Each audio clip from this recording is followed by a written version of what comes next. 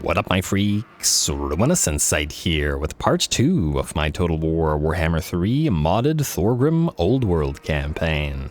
So as we saw last time, we made short work of the minor greenskin faction. I believe it was the Bloody Spears, I want to say, that we started at war with. But then Grimgor struck back and took World's Edge Archway while it was undefended. We booked it back to reclaim the realm, and in a pretty epic battle, Grimgor's Black Orcs faced off against the High King's Hammerers, and though it was a very close call, it was the greenskins that came up short. Unfortunately, that's really not the end of it, as our army is severely damaged now, with some units basically unusable and due to the amount of damage that they've taken, and another stack with a lesser Wa in tow. Still a stack and a half, however, all told, is coming in to try to wipe us out for good. It's definitely going to be a tough fight to survive this, but well, we'll see if Grimgor has any more armies up his sleeve. He is still strength rank 139 and considerably stronger than us, and on the other hand, he did start with strength rank 7 before we wiped out his main stack, so who knows? We'll see. Time to hit back if we can manage to, well, first things first, survive this. In terms of what we gotta do this turn, I don't think there's much. We're basically just getting ready to fight this guy. You are a rearguard lord, so we probably want to get you Mason as fast as possible. I'm tempted to start with Inspiring Presence, however, just for the additional character or a leadership effect, as it might behoove us. Oh, you guys have the recruitment cost reduction as well. That's nice. This might help us out in terms of, well, our units not routing. Master Engineer, let's get you 1 point. You already have Flash Bomb. Resolute does not help us. I guess more missile damage for our army. Miss as we can, still can't get exits of our 42 pounders, unfortunately, and we'll have to decide between Deadeye and Grudgeraker. I'm inclined to still say Deadeye just to get the ballistics calibration. Besides, the Master Engineer and Thorgrim's army in particular is going to be on a gyrocopter mount to lead our little squadron of gyro bombers, and probably this led by the Skyhammer as well, and possibly the Grudge Settler gyrocopters with troll hammer torpedoes. Basically, full hammer theme all day. Anyway, I think that's everything that we can do, so we just gotta end the turn and see if we survive. So let's end it and let's see. Alrighty, there it is. Thorgrim has his banner of swiftness, and there have been a lot of comments that people seem to have been enjoying the whole speeding up the main lord thing that I've been doing in various campaigns. Greasus became a chariot, Nakai is an unstoppable bulldozer running faster than cavalry, and well, we just gonna have to see how fast we can make Thorgrim run, and let's see if we can turn Thorgrim into a chariot as well. It would be entertaining. If Greasus can, why not Thorgrim, right? Anyway, Pyrrhic victory, casualties high. At least the game recognizes that we do have a solid chance here, but the AI is definitely not to be underestimated. We saw how much of a hassle those pump wagons were to us when we had a full stack unhurt and couldn't really easily deal with them, and this is definitely not that situation. Plus all the squigs and stuff. Should be fun. Go.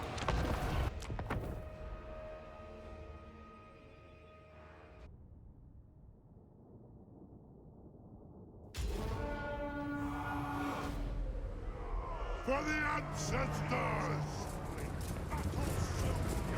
Alrighty, here we go. Let's see if we can survive this one. Here's hoping. We are very, very severely damaged. Look at those HP bars on several units, and well, there are some garrison units in here as well. Now, we have fought on this map before, and we're going to deploy in the exact same way as we did last time, but with these two mountains to our flanks, or these two impassable bits of terrain to our flanks to protect us. We could also deploy here or all the way over there, but it's functionally the same idea, and to make use of that impassable terrain. Frankly, this might Camera, please. Frankly, this might be a slightly better position, just because if the enemy's archers are forced into the trees, they're going to have a difficult time, and due to the half of their shots missing. And if I wasn't too lazy, I probably would have just had these guys run all the way over here. But anyway, we couldn't risk the enemy charging us while we were repositioning, especially since, well, once again, we're so severely damaged. Anyway, we await the arrival of the enemy army, and it's going to take a bit while they approach, but, well, while they I do, while I have your ear, a little bit of housekeeping. For those unfamiliar with the way we do things on this channel, we do an engagement threshold to determine episode and campaign length. It's a bit annoying, I admit, but you know, the algorithm is YouTube, so take it up with the boss, not me. Anyway, if this episode reaches 500 likes and 70 comments, the next episode will be an hour, or as I've grown to start saying, hour adjacent, long in length, as opposed to the sort of standard 30 to 40 minute episode. So if you're into that sort of thing, if you like the longer episodes, don't forget to drop those likes and comments below, and if you like the longer campaigns as well. Plus, if we maintain the engagement threshold streak episode after episode all the way through to the weekend, to next weekend, we will do a double episode day on Saturday. It is unfortunately the only day that I have time to do a double episode of a longer campaign, so yeah. Anyway, no work that day, I hope. Anyway, the battle has somewhat begun with a little bit of an artillery shootout, as our grudge throwers will engage fire, or exchange fire, that's the word, with Snagla's Death Thrower. Now, this thing has lethal poison on it, so it is actually capable of dishing out a fairly decent bit of damage if we let it, and even if those bolts aren't the most effective. So we gotta try to knock it out with our artillery pieces. Conversely, by not attacking the enemy army, we're obviously not firing into the blobs of enemies, we're not using the artillery pieces to sort of separate enemy forces, and on top of all that, we aren't firing into squigs, which if you hit them enough, they can go into rampage and then charge your army and then get themselves killed before they can do anything. Oh, I love the fact that we're doing this battle on this particular map in the daytime this time. Really appreciate it. So we can now just see what's going on, and I do like to watch anyway. Here we go. Looks like the enemy's pump wagons are gonna move on in and slowly but surely make their way uphill for Thorgrim to countercharge them, the Quarrelers to bring them down, or summon them down, and force them to rout. And a little bit of a range exchange happening as well between the Goblin Wolf Raiders and the Quarrelers. The same said Quarrelers that are currently under fire from the enemy Goblin Bolt Thrower. It looks like the Bolt Thrower, for whatever reason, decided that it wanted to go after the Quarrelers rather than our other units, and we can see they've lost about half of the HP they've started with. Frankly, I prefer that it hit the Quarrelers rather than the Hammerers, so not too upset about it. If you're wondering where our gyro bomber is, it's still hovering over our army, unlike usual, wherein we sort of send it over the enemy army to do a bombing run and soften up the enemy targets and, you know, occasionally, ideally, destroy artillery pieces. This particular time it's too dangerous. The enemy does have a goblin shaman out there somewhere, and we certainly don't want the nearly dead gyrocopter to take a vindictive glare and then, you know, be instantly destroyed. It would be a real shame to lose the unit, considering how much of a menace it's been to the enemy so far. Alrighty, and here we go. The enemy is finally in range of our Quarrelers with its melee units. We are still pretty surrounded by the looks of it, and that's a lot of enemy archers. That's going to be a concern, and there we go. They are starting to fire away. We have deployed our units of Dwarf Warriors that are from the garrison right in front of the Hammerers, and that is a lot of arrows they're going to be eating. Well, too bad for them, but they're part of the garrison and this is their job. The Hammerers will take a little bit of damage, but they have a massive amount of missile resistance and a little bit of physical resistance plus armor, so they're basically taking the minimum amount of damage from Goblin and Orc Error Boys. Alright, here comes the charge of the first enemy unit, and what the heck, where did that unit of squigs come from? Okay, that was weird, but anyway.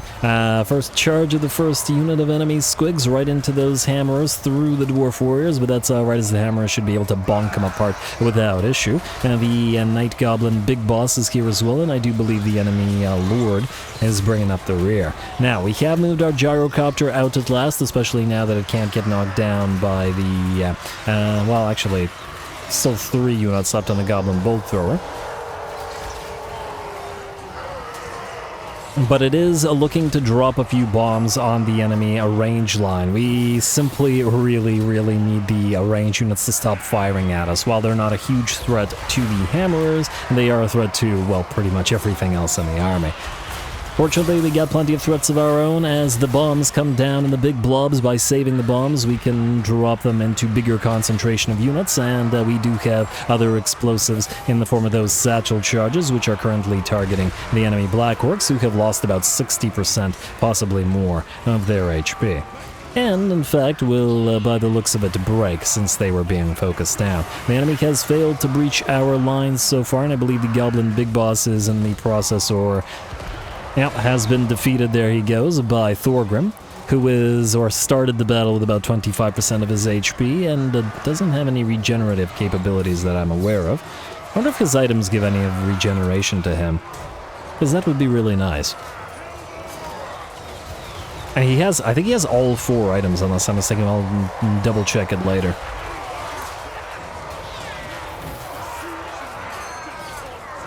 And he could certainly use healing against certain lords. Anyway, he's chasing down that enemy Night Goblin War Boss now, and by the looks of it, has crushed him beneath the guys that are carrying him into battle. Alright. And now we gotta try to book it back towards our line, and in fact that means sallying out a little bit. Satchel charges continue to fly, and the arrows continue to fly in from the enemy as well, but the balance of power has shifted to about 35, maybe 40% in our favor. Not yet fully in our favor, or at all in our favor, but certainly on the way. The enemy needs a critical mass of units to actually get through all of those hammerers, and that's just not happening as yet. Alright, and it looks like our Dwarf Warriors and our Hammerers that sallied out with Thorgrim are in a little bit of trouble here, surrounded as they are.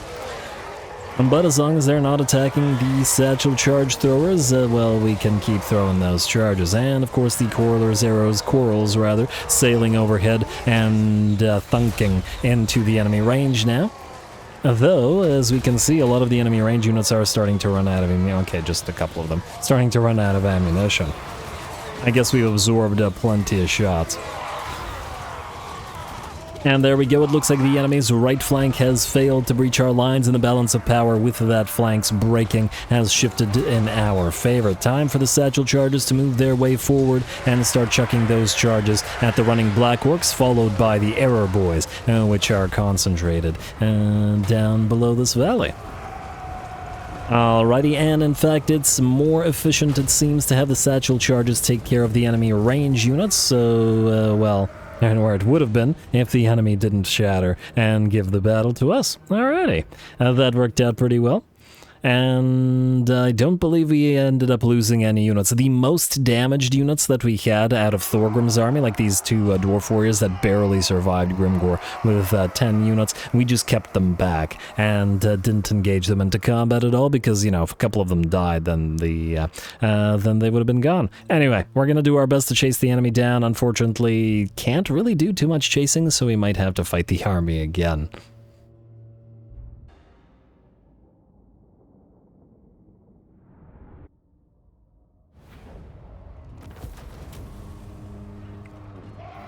Alright, there we go. Managed to pull it off, and Thorgrim managed to chase down the enemy single entities. That Banner of Swiftness already paying dividends. And, well, we'll just try to have to, we're just gonna have to try to speed him up. And, oh, I forgot to remove that Mads map thing. That might not be good if we get randomly teleported now, but I guess we're gonna have to see. One of the garrison units died, but that hardly matters. Unfortunately, a lot of the enemy army survived, and we're probably going to have to fight them again, chase them down, kill them, and etc., without the minor amount of garrison units, but it is what it is. We have, ooh. I mean, we do have replenishment, but it's a decent amount of oath gold and money, and we need oath gold, specifically I think 250 oath gold for the casualty replenishment tech, which is, it's probably a higher priority than actual casualty replenishment right now. Is this a stupid choice? Maybe it is, but we're gonna take it. Yeah.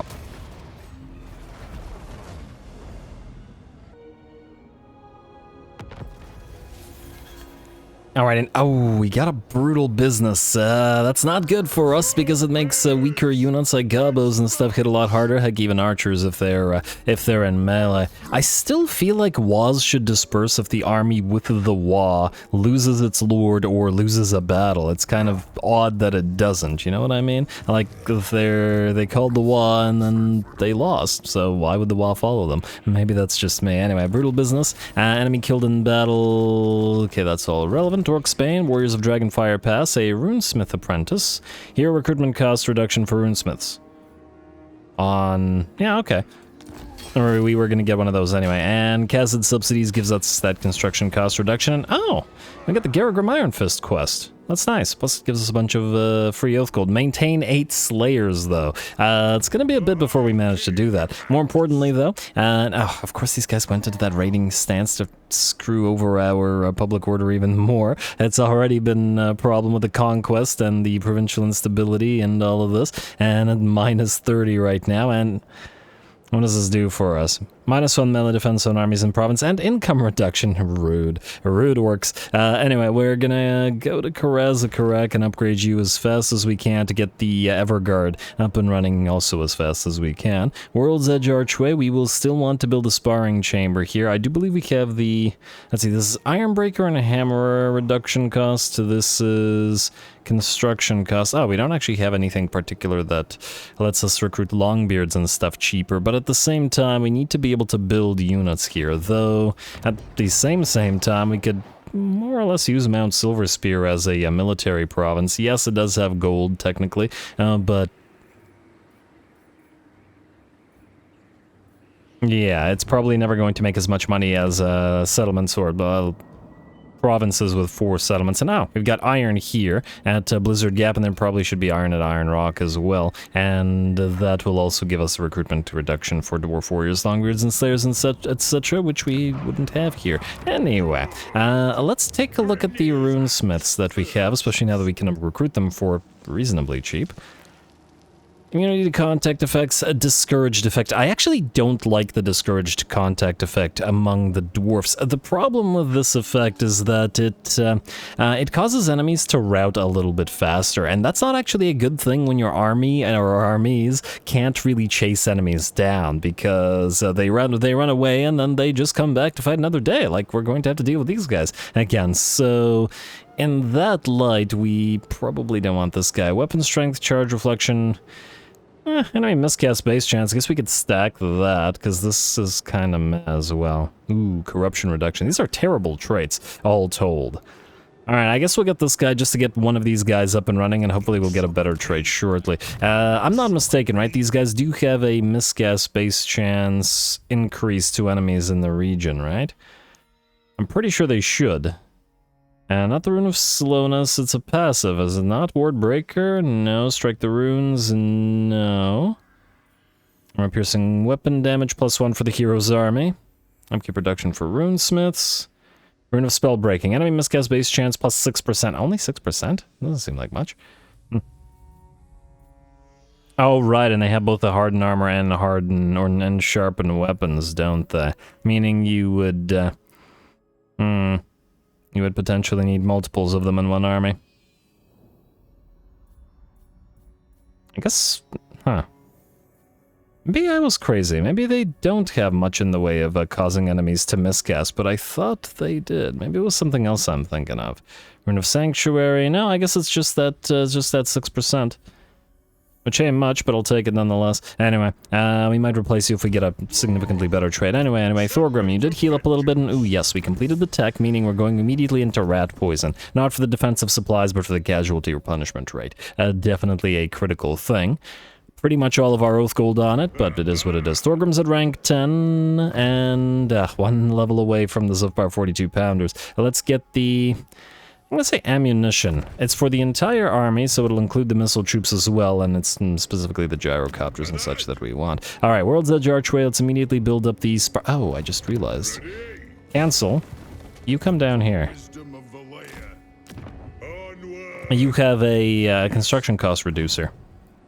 There we go, another 5%. Ain't much, but certainly worth our time, like so. And every penny counts at such levels. We could also upgrade the granaries while we have the reductions. They will eventually give us more money. In fact, it doubles the amount of income they generate, plus it increases the casualty or punishment rate. Yeah, fine, do it, I guess. They're a little bit on the expensive side, but yeah, the third level is probably not worth it for 2400, but the second level I think we can do. Well, the Tinker's Den won't immediately give us access to the gyrocopters. We'll need rank 3, which is going to be a while, and I think we're probably better off saving that cash for the Everguard and potentially for other Hammerer units. Gotta make use for those reductions in Thorgrim's army in particular. We could get one of these things just for a cheap little increase in cash. It'll pay for itself very quickly. I think it's probably the way to do it. Though it'll be a while until we're tier 4 and get the bonus armor, but nonetheless. I guess we don't want to mess with the minus control, so we'll keep it at tier 2. Alright, that's, I think, good enough for now. Besides, we're probably going to stay in this province for a turn to heal up a little bit more. Anyway, let's move everybody in and let's wipe this army out. Plus, that way we can get the, we can get these guys in. And now, does anybody... Okay, yeah, these guys. These guys have a retinue physician. It's not a lot of casualty or punishment rate, but with the dwarfs, every little bit counts, so we definitely want a rune master. A runesmith, rather. Alright, and then Thorgrim, I guess you're booking it back in there. Try to level up, sir. Best as you can. Wait, does the Valleas will do us anything in terms of attacking? No, it's only when defending. Oh, I wonder if I should have tried to switch you to that afterwards. Either way. Alrighty. Now, Mr. Garsnag, it's Gashnag at home, is fairly damaged, but we still are likely to suffer medium casualties and don't have the bonus troops, but, well, we're in a lot better shape than we were last fight, so let's wipe him out.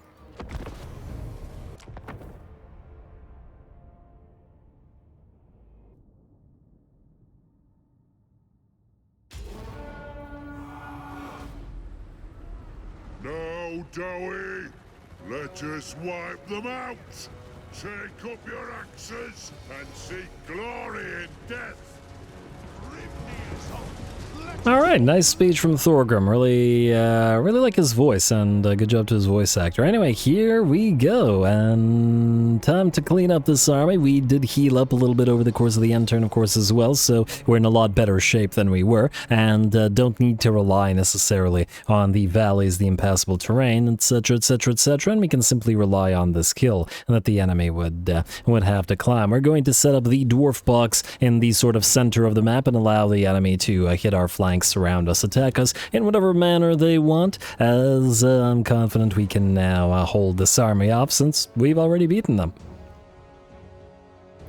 Alrighty, and it looks like they don't want to move towards us, but that's just fine. This time our gyro bomber's at half HP, unlike the, I don't know, 20% HP it started with last episode, or last battle rather. One took the damage last episode, but yeah, this means that it can move forward and start annoying the enemy, and it is such an annoying unit when the enemy doesn't have too much in the way of a recourse.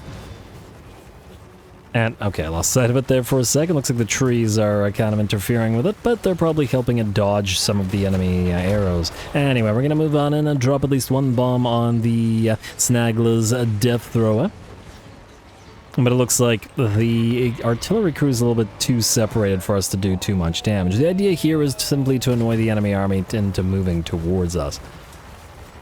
Mostly because I want to make use of the hill that's on our side of the map because, well, that's a long, long way up that the enemy will have to climb. Anyway, Gyro Bomber continues its work. There we go. And at least when dropping bombs on the gobos, every bomb is guaranteed to damage them a little bit. And I'm going to speed this up a little bit because we're just going to annoy the enemy army while we can.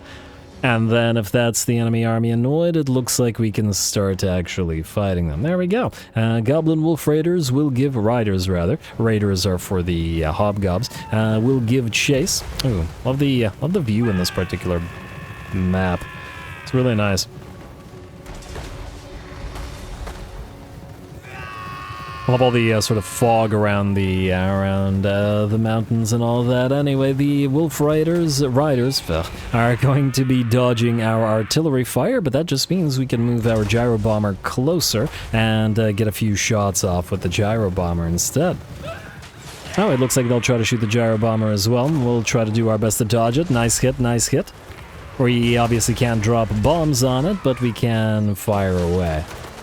And it looks like, let's see, that knocked out at least one unit. Ooh, an actual hit from the grudge thrower. Very, very nice. Slowly but surely we'll wear these guys down, and every enemy unit that fights like this is another enemy unit that forces the enemy army into a stage of annoyance and moving towards us. Alrighty, these guys haven't really taken that much damage, admittedly, so we'll just speed it up once again for a little bit and continue annoying them in this little game of, I don't know, cat and mouse, dwarf and gobbo. And hello, they're gonna move in some snotling pump wagons. Bad idea. Much better targets for the gyro bombers since they're limited in number, and the gyro bomber will gun the first one down. Looks like the snotling pump wagons, or the snotlings, have realized that this is a bad idea and attempt to make their escape, but it looks like that's not going to happen, and the unit will break. And as usual, the gyro bomber paying for itself. Beautiful. Alrighty, back to speedily annoying the enemy army and knocking out that unit of Goblin Wolf Rider archers. Looks like that one's gone. And should the gyro bomber run out of ammunition doing this, it can simply go back to our engineer and restock. Alright, looks like that Wolf Rider archer unit came back, and alright, we're moving forward once again. A few more bomb drops. Yeah, this unit has definitely earned its name, I think, over the course of all... Frankly, it probably earned its name last episode. And it's adding to it this episode. And it looks like it's found another snotling pump wagons. Those were such an annoyance to us when we fought them with Grimgor. Better to knock them all down. And as we've seen, the gyro bombers are pretty good at that. Alrighty, it looks like they're attempting to escape, but it's kind of hard to do so. And another one bites the dust, and are they broken? They are indeed. Lovely. Alrighty, and we'll continue backing off and shooting down the hopefully last of the pump wagons. And down it goes, just as it shattered, and finally the enemy army is actually ready to fight. Admittedly, it took a little bit of time to get here. Anyway, the enemy is trying to make their way up that hill. Yeah, on these maps where you have this huge type of hill for the enemy to attempt to climb, it is such an advantage to whichever army deploys up there. Pretty great for us. And another reason why I'm confident in terms of this cleanup. Regardless of the not using the impassable terrain, it looks like these squigs have broken. But it looks like pump wagons are going to attempt to get around us and probably succeed since we're essentially letting them do so, but that's just fine. Alrighty, looks like a unit of orc boys will charge. And our hammerers are out front, but well, admittedly, the orc boys aren't going to be a major threat to them. Satchel charges coming in on the left flank and smashing into some more orc boys. Goblin spears are going to break as well. That's their lord unit by the looks of it, or one of their lord's units. Speaking of their lords, their actual lord will charge forth, and instead of going directly for Thorgrim, will attempt to go for another unit. Thorgrim's going to move towards him instead, however. He's popped that Helm of Discord and the Oath of Vengeance, reducing the enemy lord's melee defense down to 5, and making sure that those hammerers deliver damage with nearly every bonk. And another nice volley of satchel charges. Probably a little bit of damage to our own dwarf warriors, but what can you do? The enemy pump wagons have also charged on in, but they are so annoying that we decided to turn all of our quarrelers, and even the gyro bomber has come back in order to make sure that these guys are out of here. And here they are, as the unit will shatter. The balance of power shifts to about 85% in our favor, and just a little bit more work will see the enemy done for.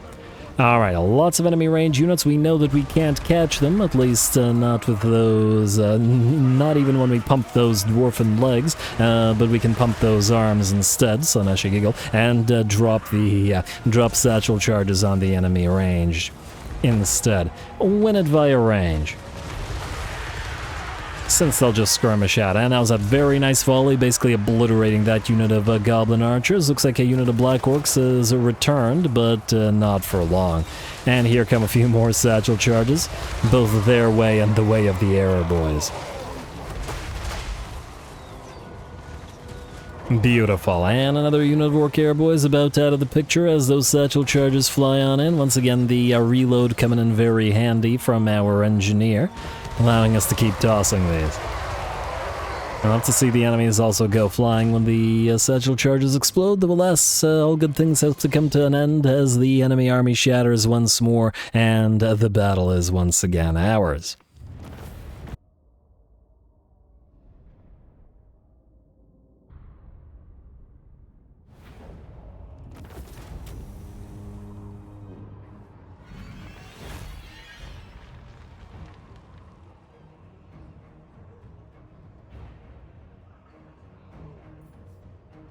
Alright, there we go. This army finally destroyed, and it's still a decent amount of money. As much as I'd love the replenishment, we don't make enough money to turn our noses up at 1,700 gold. 53,000 damage once again on the Gyro Bomber, which has been an absolute star and such a menace to the enemy armies rather in the early game, though frankly I doubt that it'll change in the late game either. Anyway, we'll execute and loot, and we'll stay here for the turn to heal and then grab the Thorgrim, the Runesmith. Anyway, Assured Assailant, sort of anti-heroes, eh? Thorgrim already has magical attacks due to the red axe of Karak 8 peaks. What is this?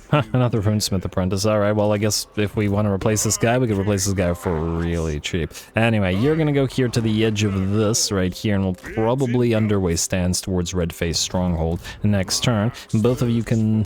oh. Sort of stay nearby. I'm a little bit worried about interception, although that might actually be a good idea to... wait. You can venerate Valet or go into Valea's will. We don't need to heal you, and it's more important that we get Mason up and running on you. Though frankly, leveling you up in this time isn't too bad of an idea. What we could also do is if once we have the spare... once we have the spare Oath Gold, we can switch you to Mining Camp Stance instead, which increases the money we get from the territory. But it also generates additional XP for these units, just to level up Mason on the on these guys. We only need, what, 4 levels? So it's not so bad. And the extra income would probably be nice, especially if it doesn't hit our control in any way. Anyway, I think we have to stay in Masters of Steel and Stone for a little bit because we want to build up at least tier 1 here and probably tier 2 on both of these as critical things. It is what it is, at least for now. Otherwise, I believe we are good to... end the turn unless I'm mistaken. Yes, everybody's good. Thorgrim not at level 10 or 12 rather yet, unfortunately. It would have been nice to reach it before getting to Age of Reckoning, but I don't think it's going to happen right now. I could actually put you through to Mason. It's probably not worth it on you though. We don't have Quartermaster on the Dwarfs, meaning the blue line is kind of meh if you're not going through Mason. Granted, Inspirational Leader in the Casualty or Punishment there is there, so it still might be worth our time, but I guess not at this time. Alrighty, anyway, do we need to build anything here? Well, actually, if we did, we probably wouldn't be able to afford it. Because we need to save for the critical Karaz-a-Karak territory. Alright, sounds like an end turn to me.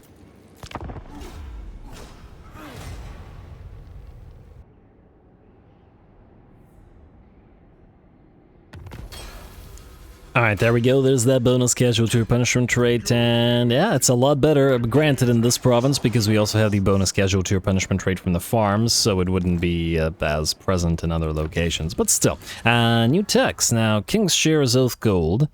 Income from industry via toolmakers ain't too bad. Income from tariffs, what do we want to grab? Deep mines, gem cutters, Construction costs for resource-producing buildings. How much do these even cost? I mean, they're expensive, but is it worth to spend 5 turns going through that? I'm not so sure, at least not right now. Construction costs for construction time for defense buildings.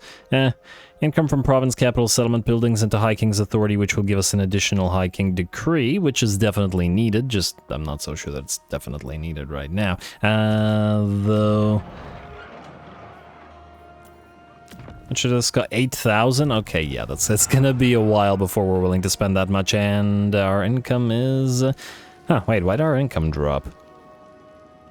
I'm not sure. Not that it really matters right now. And, oh, no new runesmith. Alright, fine. I guess you're going into Thorgrim's army. I was gonna replace these two miners anyway, so let's... I was about to say we could combine them, but we can always turn them into blasting charge guys anyway. So, Joseph of Zorn, we need you to lose your stonemason, because you're... for now a follower lord, but at the same time you're also a actual fighty lord, so there is that. You can lose or grab the stonemason like so. Thorgrim, we gotta move, we gotta capitalize on... wait, you're not able to just directly reach this place, are you? No, no way. Huh. Although if we travel in camp stance, I'm willing to bet that we'd be able to and still heal up a little bit. Might be worth more to heal at least a little. Alright, go here then. Along the road, and this way we have no chance of getting intercepted, even if it's only for a minor amount of healing. And then Joseph of Zorn will just march you out as far as we possibly can here, just in case Thorgrim can't actually reach the place, but it looks like he can, so it shouldn't matter much. we already do have Root Marcher on you as well. So that's fine. Oh, right. I forgot to pick something here. Could go for Gather the Throngs. Upkeep reduction is nice, but we're not using these guys as of yet. I don't think there's anything super critical here that'll massively change the way that our armies work. It is nice to have Masterwork crossbows in the relatively early game, because our first couple of armies will be fairly reliant on well, maybe not Thorgrim's army, but other armies will be reliant on Quarrelers. We also gotta remember that these guys are coming. They're not only fighting us, admittedly, but they will march up here and probably... well, they can easily take Deadrock Gap, and it's another reason why it's a bad idea to invest in it right now. That said, they can't take Mount Silver Spear, I think, unless they have a full stack up and running. And probably a full stack in a WA, so somewhat unlikely. Anyway, Thrani, you can go right to the edge of this. We're actually going to use you to recruit shortly. Oh, right, I was going to pop you into Thorgrim's army. You take one of Thorgrim's, I don't know, the more hurt miner unit, like so. And then you can join Thorgrim's army.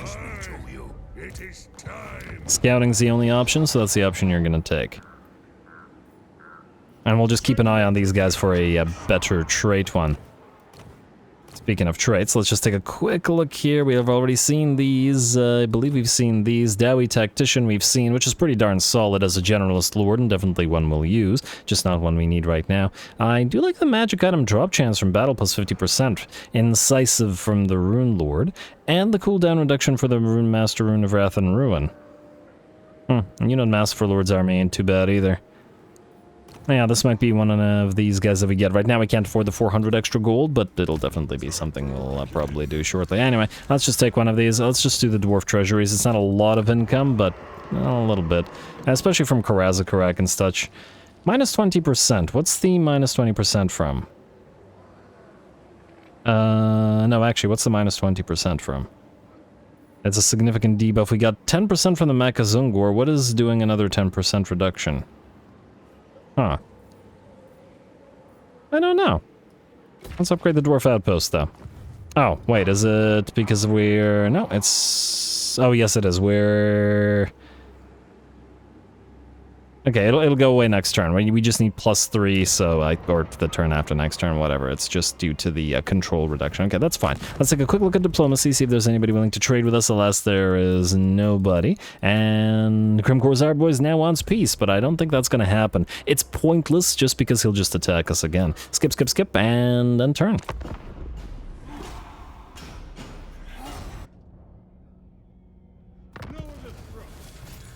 Alrighty, and I freaked out when Thorgrim disappeared, and I had completely forgotten that he has that item that that teleports him randomly, which is hilarious. And it looks like it teleported us all the way to Ongrim, and now Ongrim's pissed at us for trespassing, which is also kind of funny. Yeah, well, sorry, Ongrim. Well, it was completely my fault. And, oh, growth reduction? Come on, man. Anyway, I guess we're gonna go right back there, and then I guess we gotta lose the item. And... did it just do 2 negative growths? Huh. Or did it do 1? No, it did 2. Wait. Did it stack it? Where is this? Yeah, it did. It did it twice in a row. Double the drought. Double the drought game. Thank you. Oh, okay. Anyway, you guys, you're gonna move. Okay, wait. We'll march stance you towards Thorgrim just in case. Thorgrim, you're gonna lose this item, buddy. Let's not. I don't know if there's a cooldown on that, and who knows, there might very well be, but I'm not willing to risk it hitting us again. Don't see these guys coming around as yet, but, well, it's only a matter of time. You can stay here, because this is going to be upgraded to tier 3 shortly, and we should probably upgrade one of these here. And you just keep venerating Vallejo or doing Vallejo's will. We need the public order here to really, really fix itself as soon as possible. Yeah, save the money. I think we're gonna save it for the recruitment. Anyway, skip, and I guess it's another end turn. Alrighty, maybe that's not such a bad thing that we got moved, because it allowed this little army to move on in and help and defend a red-faced stronghold that will be defacing it shortly. You can move here. And Pyrrhic victory, alright. It'll actually be worth fighting, to some degree. Just out of curiosity, does Thorgrim have recruitment reduction or no for the hammers? Because if he doesn't, then we can have somebody else recruit them for him, which would be better than having him to necessarily show back up here. Anyway, we got a decent amount of cash, and we got the battle ready. Let's double check on these guys. Another one of these Karaki guys. Alright, well, we'll hold off on you. Should we get a second one? I mean, if we want to use sharpened weapons and scouting, maybe. What does this do again? What's the base damage? This is by an additional 5%, but what was the... I think I calculated it previously, but I no longer remember what the base version is, so I'm not so sure that it's super worth it. Or whether it isn't. It must be, though. And the magic item drop chance is always worth it, and these guys can combine scouting and retinue valet, so there is that. And we do have to put an effort in to get, and then we might actually have to save up points on you. Anyway, let's do the fight. You can encamp, you can level up by... Well, actually, I don't know whether you can, because we might be saving you. And you can't level up either, so I guess we're just in the fight, go.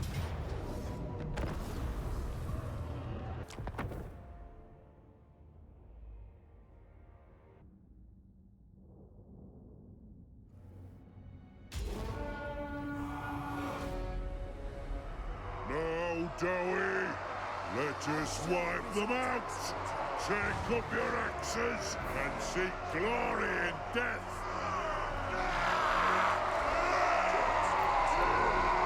Alrighty, here we go. One nice thing about fighting in the Badlands and the Darklands, or near them, is the fact that the maps do tend to be rather bright, and thus everything is nice and visible for the glorious dwarf versus a greenskin action. Looks like the enemy does not have an artillery piece that is going to survive long, because we're going to be dropping some bombs on it, plus our own artillery pieces will begin firing away, but we want to knock the thing out. And there we go, a couple of nice hits into it, and it's down to about 60% of its HP, but oh, come on. Stop missing. And our gyrocopter is, of course, flying, or our gyro bomber, rather, is, of course, continuing to fly around and annoy the enemy as it does. Alright, the enemy have not lost any of its artillery pieces yet. They have taken about half of their HP in terms of damage, probably in terms of the crew losses. We can see the bloody red spots and mangled bits of bodies where they were, where there once were gobos. But they're still firing with every single unit. Which ain't so great, but what can you do? Gyro Bomber dropped a couple of nice bombs on a couple of gobbo and orc units, and maybe one more. Oh, lovely. As we are going to soften up the enemy army this time, and it'll use its gun, its main gun, rather than its bombs to help out against those darn artillery pieces. Down to 4 now. And they have been firing away this entire time by the looks of it, actually I couldn't tell who it was firing at, but I suppose it doesn't really matter. The hammers are ready and waiting for the enemy main stack or main unit, main line, whatever, to move on in. Looks like a unit of boar boys has looped around and is about to hit our right flanks. And we do have the dwarf warriors defending there. Alrighty, and I'm not sure what the point of that maneuver was. Maybe just a distraction, as the boar boys and the wolf raiders on the other flank, on the left flank, will actually move on in. And then these boar boys are going to come back and probably join the fray as well. Well, that's just fine.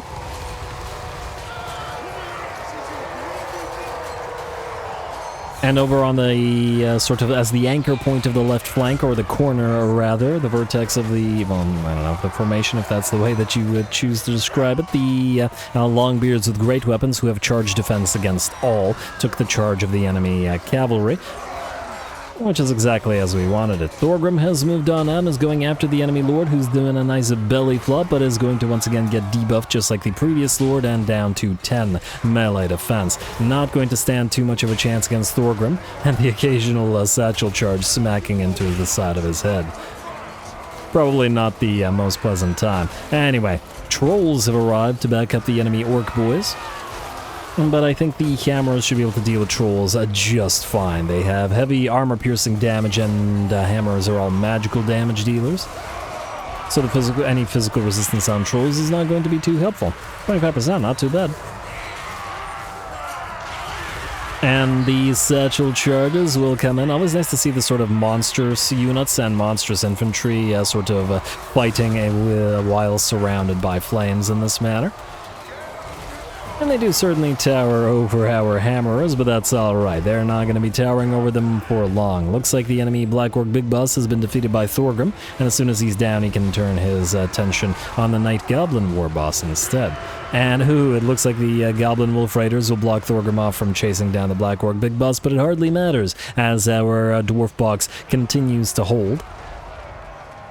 And by the looks of it, isn't suffering nearly as much, as the lack of pump wagons in this particular army means we have nothing that is too concerning. We have also got the Joseph of Zorn, who has arrived on field to help out, firing away whenever he can. Though it looks like the enemy archers are trying to focus him down. Aha! And the archers can stagger him, despite the 128 armor. That's a little bit surprising. Alright, come on, fire away, man. I saw you firing. There you go, just a little bit. Alright, and how we doing otherwise? Looks like the Night Goblin War Boss is down to about half HP, and okay, down to a quarter of his HP, just about dead in fact. Made his way forward into the pile of Grudge Settler Longbeards, and then Thorgrim will chase him down. Satchel charges exploding his bodyguard around him, and I think Thorgrim should be able to hunt him down. I saw that bonk. I don't know who it killed, but I did see somebody explode, not in a good way. And oh, that must have been the enemy lord, because he's not there anymore. Beautiful. With the fall of the war boss, or goblin boss, whatever, the enemy army is done for. Lovely. A decisive victory, and no problem this time around at all. We are starting to recover our units in terms of their HP, which is nice.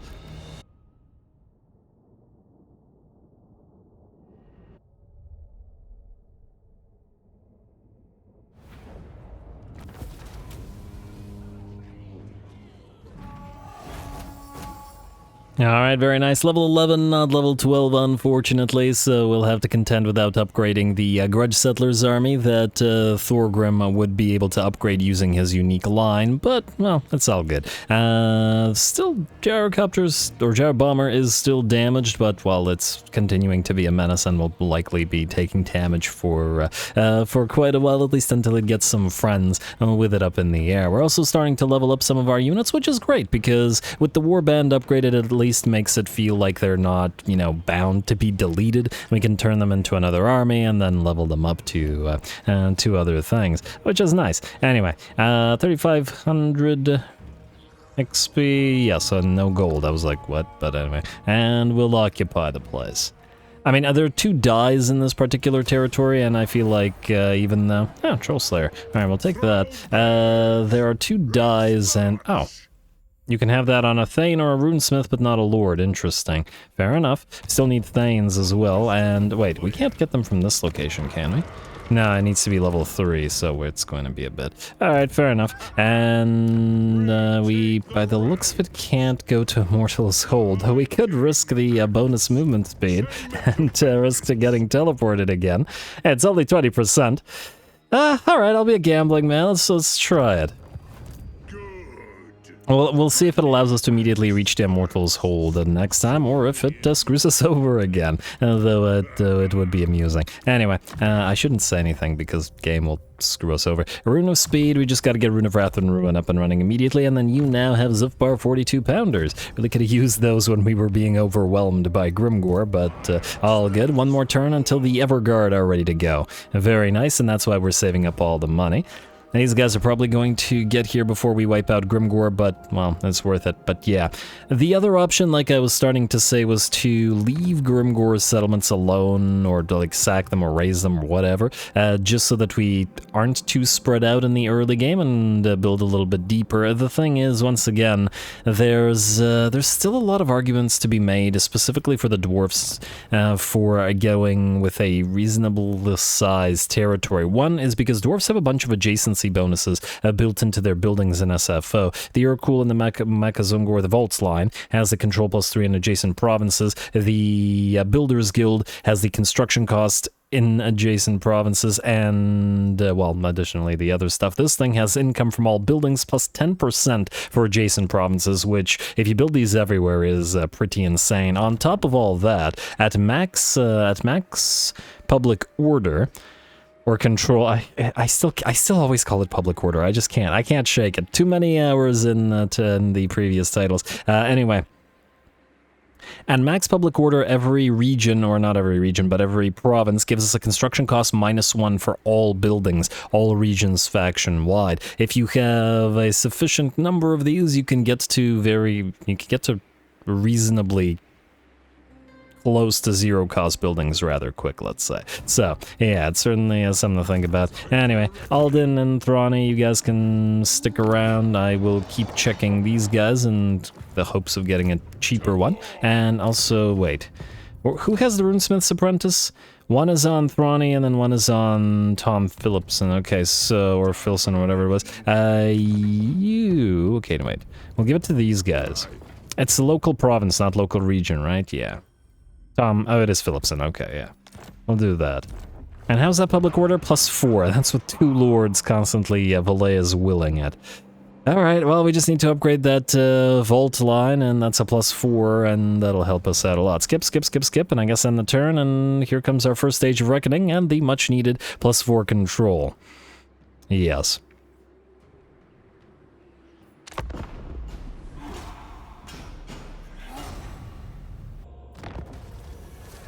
Hey, no teleportations this time, isn't it lovely? And then we've got the Age of Reckoning and Nolengram for 15 turns, eh? Alright, and... wait, it goes back to 20 turns? Did they remove the delay mechanic, so it's just permanent now? Go figure. Okay, it's a solid buff. We definitely needed it. And with these guys up and running... Oh, okay, it is, you can't delay it. So, let's see. So this delays your Age of Reckoning for 15 turns, but you will need 20% more settled grudges during the next one, versus enter a new age immediately. Now, I don't remember, and the game doesn't really specify this. What happened? So the buffs from the previous Age of Reckoning, the last 15 turns, does delaying it mean that the buffs don't get elongated, extended, there we go, wrong choice of words, but anyway, if the buffs don't get extended, then we'd want the buffs as much as possible. I suppose if we fail to reach it, then I guess we don't get the buffs anyway, but it's not like we're not constantly fighting in the early game, so yeah. I think perhaps it's intended to do it so if we were to sort of return to the holds and wait out some time, get some economy going, etc., etc., that's when we want to pop that delay, but for now I guess we just enter a new age.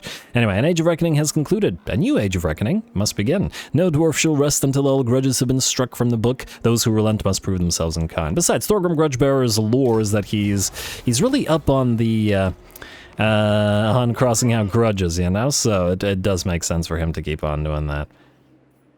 And yeah, oh, we got it for 20 turns, so for the entire time. Wait, then what was the 15 turns I saw? I don't know. Anyway, trading places enter a trade agreement. Oh, usually when these missions are issued, it means that somebody's willing to trade. Yes, Agent of the Moon and Karak-a-Kadrin, who we will eventually confederate. Agents of the Moon. Well, let's do Karak first. We'll eventually confederate them, but, you know, while doing the trade benefits us both and then gives us both money, and hopefully they'll be decently strong for when we confed them. There we go, a little bit of cash. Now, oh, before I forget, somebody in the comments of the first episode asked what's the difference between the regular hammers and the Grudge Settler hammers.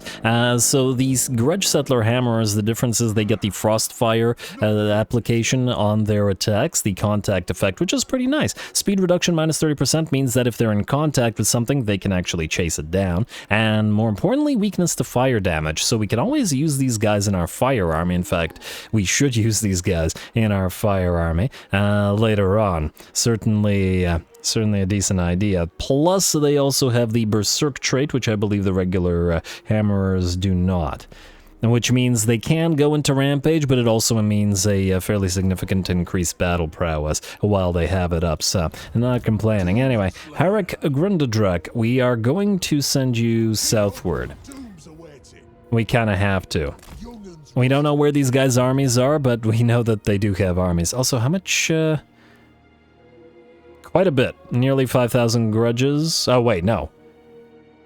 Last one was 5,000. This one is 8.7 thousand. That's quite a bit. Okay. Howling Rock isn't worth much, sadly. But it is what it is. Thorgrim, you're gonna head to the Mortal's Hold. Does this one need to be fought, is the question. A little Giblet is back. And actually, it's a fairly decent pile of orcs there. And we can't auto-resolve it. Alright, fine. We can fight it. Oh, you know what I should have done? I recruited some Grudge Settlers, specifically the Hammerers Grudge Settlers, which are basically free for now. Joseph of Zorn. We do have access to our first fire units. Ooh, and the Gyrocopters Grudge Settlers. Oh, they're so expensive, though. Wait, I want to see something. Alright, so we do have our first ever guard available. I think we're going to start recruiting them. It's going to take 3 turns. I'm just going to hope that you don't die. In fact, we're going to... Does Encamp do anything for you? It does not. We're going to pop you into World's Edge Archway and we'll start recruiting them. Rather than having Thorgrim stand still for a turn. As for which ones... I'm gonna say we're gonna double up on the shielded ones. The thing is, we are going to... Oh, wait, we can't double up on the shielded ones. It's one of each. Okay, fine. Well, then, never mind. We'll increase capacity eventually once we have sufficient oath gold and money. I was hoping to start with just double shielded ones, but if it's one of each, it's one of each. It's fine. Not a big deal. I wanted something of a shielded front line for Thorgrim. Now, you, sir, are going to move here. And though it cost us... Wipe out the trespassers. My axe thirsts for war. I'm going to take these miners, and we are going to recruit the Grudge Settler Hammerers with the ludicrous amount of... Wait, actually, I just want to double check. Does recruiting them in enemy territory cost more? It does not. Same amount. Okay, meaning we can just do it. Alright. So expensive. At least they don't cost us much of anything in terms of their upkeep while this is up, so we got them for a while, and then we'll, as soon as we have the cash... Oh, actually, we do have the cash. We should get the Troll Hammers as well, because I was potentially wanting to put them in this army. As for what we want to take out... Well, we gotta... I guess we can lose one of the Dwarf Warriors. Like so. Alright, now we have a little bit more of an Air Force. I'm just gonna think that we're gonna pop 2 of the Grudge Settlers in Thorgrim's army, of these guys, and then 2 Gyro Bombers, 2 regular Gyro Bombers, and then 2 of the, and then led by the Skyhammer Gyro Bomber. Anyway, now we're good. And still a Pyrrhic victory, eh? We'll see about that. Go.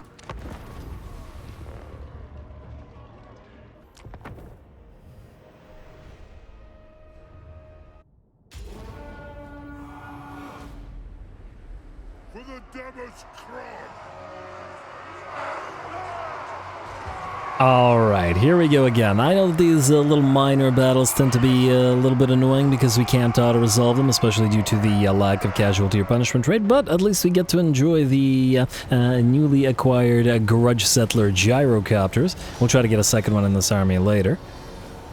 Although, I guess it depends on whether we can and by... to what degree we can increase the number of Grudge Settler units we can have in this particular army, because obviously we need to prioritize the Grudge Settler Hammerers.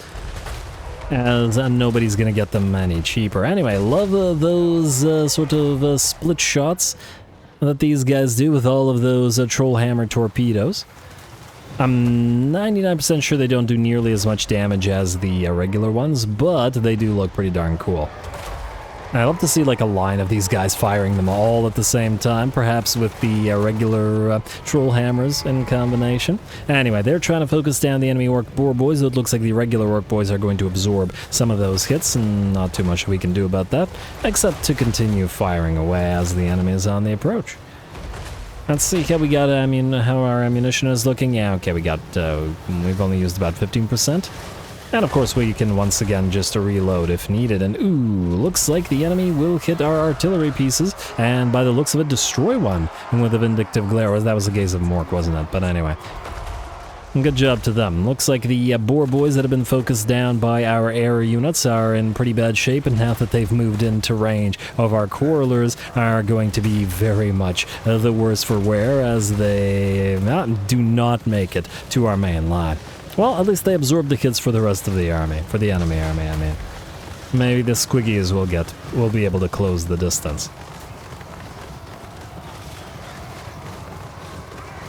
And here's their charge into those longbeards with great weapons. Nice little leap from that squig, and of course with the charge defense against all, these guys should have no problem. I just want to double check the... Oh, right. The Peak Gate Guard have different looking armor. I wanted to check if the Grudge Settler hammers looked any different from regular hammers, but we don't have regular hammers, so yeah. Just gonna have to wait. Alrighty. Squig's getting absolutely obliterated by the Longbeards, which is hardly surprising, especially without buffs. Here comes a nice charge from those regular orc boys, but once again, charging into hammers is not going to go so well. Later on, when Thorgrim's army changes the way that it functions, we won't need to create a dwarf box to surround quarrelers or artillery pieces, since they won't exist in the army, and we'll simply be able to march directly towards the enemy armies with our smaller number of hammerers and bonk them all, as we do.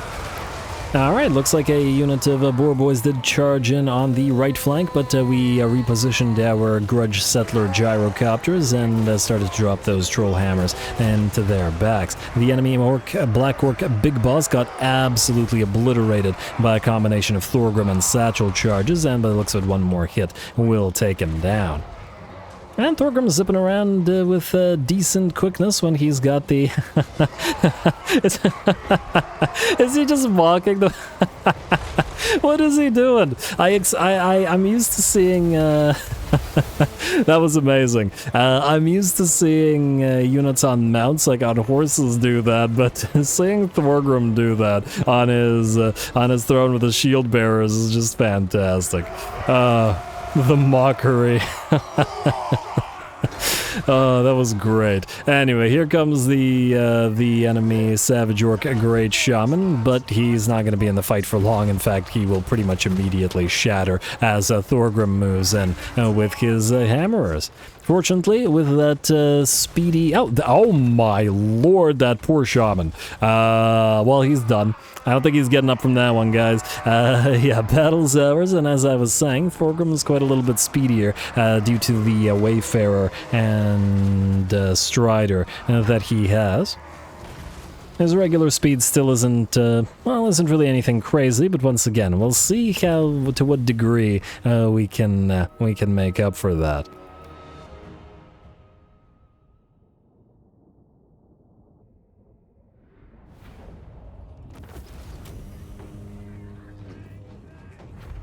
Alright, nice. Free war banner, we'll take it. We do occasionally use the gyro bombers in melee, though the reload rate might be more beneficial to the gyrocopters, who did 22,000 damage and 68 kills. Nothing crazy. Frankly, I think their SFO version is probably weaker than the vanilla version. It might be, at least. They're still anti-large, but the sort of split troll hammers that they fire, as well as the big troll hammers that the original variants fire, seem to do a lot less damage, or at the very least seem to struggle against cavalry. We'll see how well they do against big single entities like giants and arachnaroks and, well, whatever non-greenskin versions of those things we run into. Anyway, we'll put this on them for now just to increase their capabilities. Alright, and we will occupy the place, or continue doing so. Alright, and another Cooper. Not for you, Thorgrim. Actually wasn't local region. Alright, now, out of curiosity, and okay, there's that war banner, enemy killed in battle. You, with the map thing, are just able to reach Gore Hornet's hold, so I guess we're gonna have to keep gambling, because we can't reach a Howling Rock anyway, so we can hit Gore Hornets, hopefully gamble for one more turn, and then take the 2 turns to proceed to Howling Rock afterwards.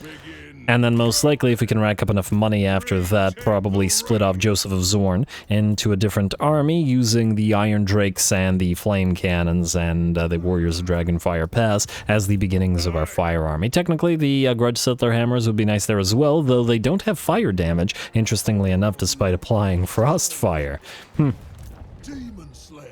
But I suppose we can give that to them using a Banner of Eternal Flame once we actually get one. Anyway, Grudge Settler Army. How long does this army last, incidentally? Oh, fairly long time. It's just that they don't replenish. Well, that works. And in fact, if we can raise a lord to follow them or move with them, that would be nice. I'll have to figure out which kind of a lord, which would be ideal.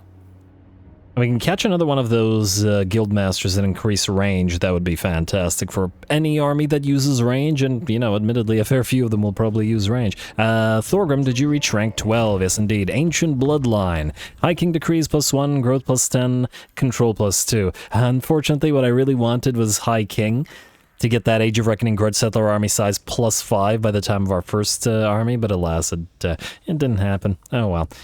We want the upkeep reduction for hammers and longbeards immediately. Unfortunately, this doesn't give us the ability to summon Thanes where we want them. Right the Wrongs replenishes 20% movement after winning a battle. Obviously, we want to get that, and then... Although if we replace the runesmiths, we'll want to get that up and running as fast as possible as well. There's the research rate from fire support. I mean, it's all good. It's a unique line. I guess we'll start with High King for now, just because it's an area buff. Though it is if hit points are less than 50%, but might as well. Alright, like so. And then let's level you guys up as well. Get the second point-ins of Power 42 Pounders, and... how many? Level 15 for the Gyrocopters. Alright, that's fine.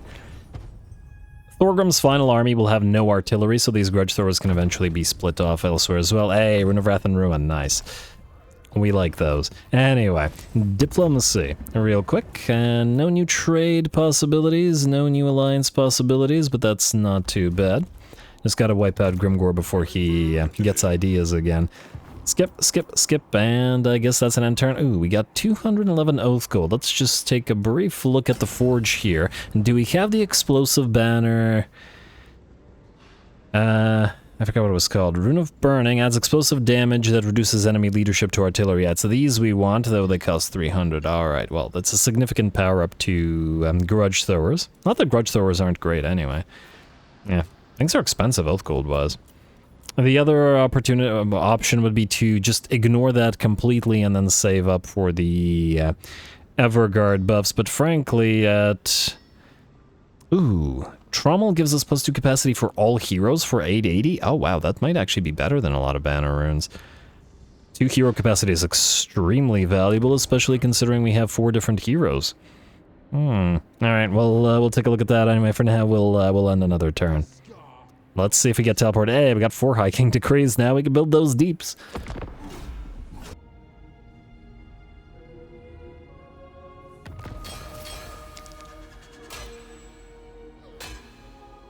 Alrighty, so we got the income increase from the provincial capital settlement buildings, but the interesting thing about this was this. Clan Mordkin has broken our non-aggression pact, which, well, not only did we expect, but we were counting on. It's one of the reasons we gave them Glopid for the additional money and not to have them immediately attack us. Now they're stuck not attacking us for 10 turns, although the AI does occasionally break that, but hopefully the idea is to loop back around like this through these guys' territory and then move right back towards the towards the glow pit and blizzard peaks and attack them before they attack us. I think it'll, or at least I hope it'll work out well. Anyway, Herrick Grundedrag, we've gotten you for 19 turns, though with only a half stack you're going to have a little bit of a difficult time. Let's double check any new lords in case there's a good follower lord.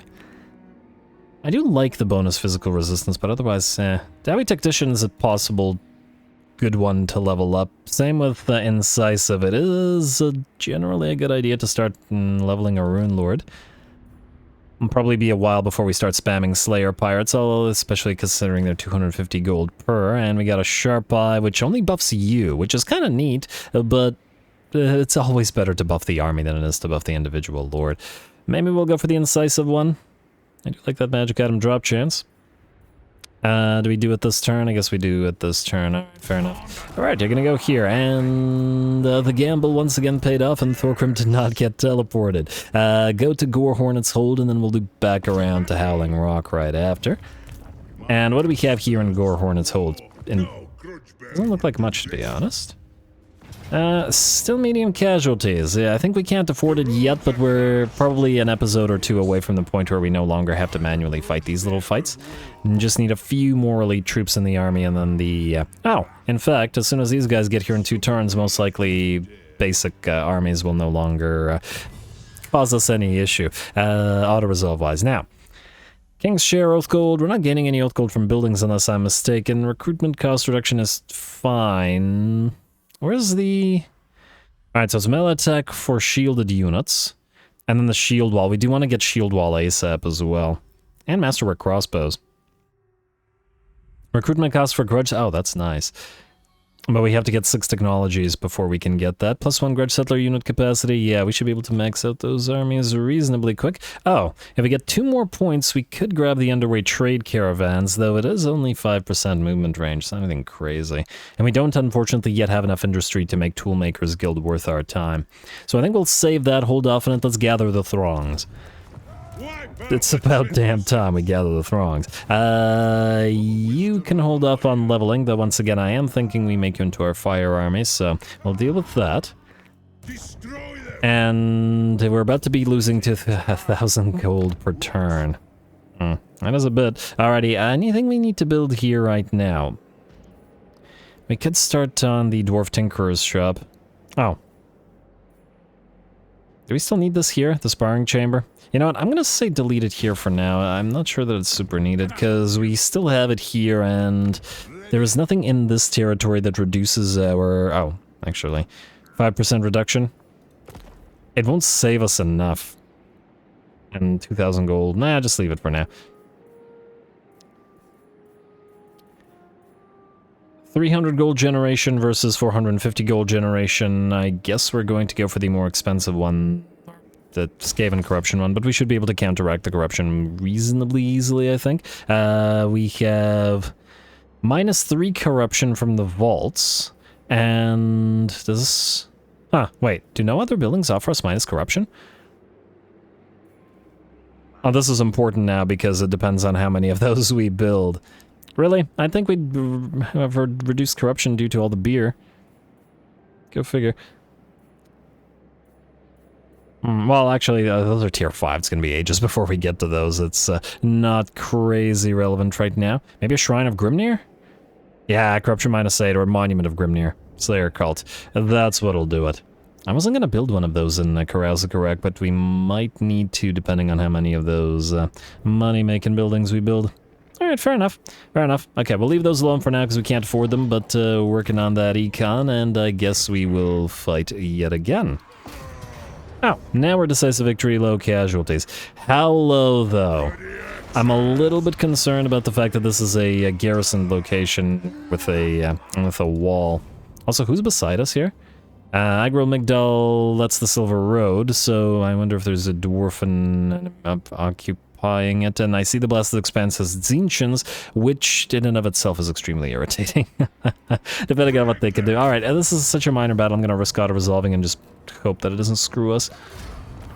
Not too bad, a little bit of damage, but we can avoid it. And occupy. And now, we will lose the Mads map. As nice as it is, let's not gamble this turn, because it would take 2 turns to get to Howling Rock anyway, as I said, and I'd rather not risk it. Anyway, I believe we're now good, so skip, skip, skip, skip. And let's check out this end turn.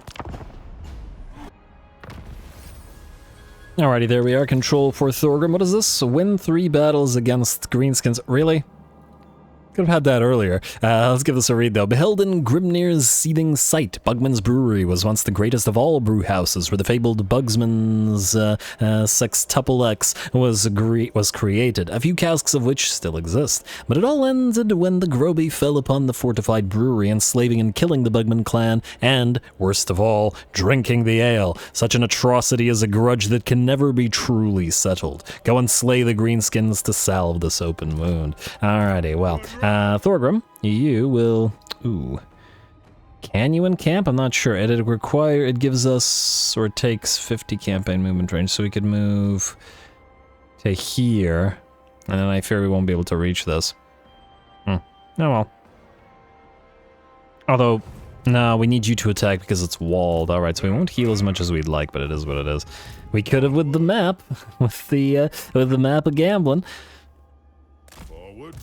But hopefully it's fine. Alright, you two move in here. You can't encamp. You can Valea's Will. This gives us... Let's see. Oath Gold reduction. Campaign movement range minus 25 on instance. I'm wondering whether this would help us here. I do like the additional XP, though it's not enough to probably be worth our time. Yeah, just go for Valea's Will. And then you can, I guess, Valea it up as well.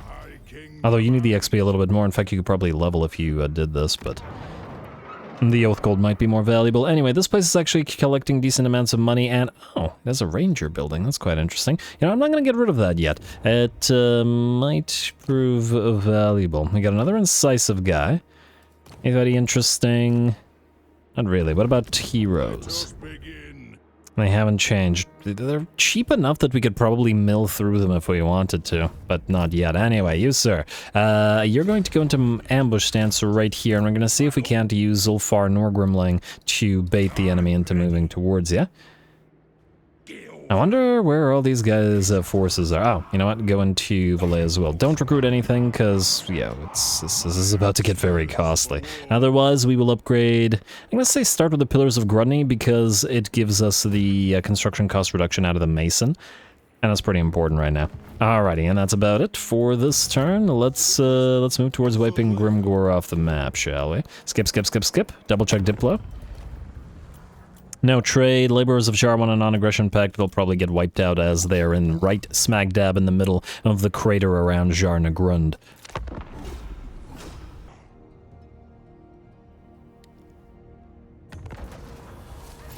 Alright, really? Drag attack, man. The only faction I remember where the events kept being negative, like this is 3 negative events in a row, was in Norska. Last time I also remember them being constantly plagued by these negative events, but I mean, Norskins live in a pretty unpleasant environment, so kind of makes sense. Chaos wastes are right there, although I guess the Darklands and the Badlands being near to the mountains ain't so great either, but anyway. Annoying. A Chaos Dragon is attacking the hold. The cursed Drak will eventually be fended off by the Dwarf Hold's considerable defenses, but not before substantial loss of Dawi life. Alright, well, it is what it is. If we move you... Oh, I guess we have to move you, don't we? Alright, you gotta book it towards... wait. Can we... No. Guess we could upgrade you, get a little bit of that Skaven corruption going, and double the amount of money that we get from this. It's just that this guy has the construction cost reduction. I feel like we need to use it, and oh, we need to get our cool up and running. It's so incredibly expensive, but you gotta do what you gotta do. And it gives us Oath Gold. There is that. I hesitate to spend 400, but it is what it is. Alright, maybe before moving you, we'll actually move on in here. So, there's... Oh, wait, actually, I just had another idea. Grimgor's back, meaning we're probably better off attacking with Joseph of Zorn. The trait for Hide Striker, armor-piercing weapon damage for him isn't really helpful, but leadership for enemy lords and heroes does, and all characters faction-wide benefit from the bonus armor, so we should get a second variant of the trait. So, we'll have you strike at this, in probably a regular stance. What's the likelihood he'd sally out? Probably low, right? I'm gonna say low. If you dare. Oh, huh. The Grudge Settler's army counts for the Slayer count. That's interesting. I wanted to get the flame cannons up and running. You can move in and encamp and then reinforce. 3-5 melee defense. Why not? And then flame cannon will enable you to get siege attacker if we can afford it. Hopefully, if we delete this or take this out, and then we do enough work, we can get the money back for summoning the flame cannon, if this is going to be of the fire army. Why not? Maximum capacity for these units in this army is 3, so 1 flame cannon grudge settlers and probably 2 iron drakes grudge settlers. I mean, we can't get both right now anyway. Huh. I assume that this will increase, or it can't all... Huh, I don't remember. If anybody knows, please let me know. I wonder if it's maxed out at 3. Maximum for these types of units in this army, 2 out of 3. 1, 2, 3, 4. I guess it's not counting the Longbeards because we started with them. I'm just gonna assume that's the case. Anyway, we want to max out Rune of Wrath and Rune, and we want to get a Rune of Oath and Steel as well. Gotta get those runes. Anyway, time for Grimgor's Bellows to sound in the rock one last time. And wait, does this have a defensive structure? It does not, meaning we can do a cinematic siege. Lovely. Go.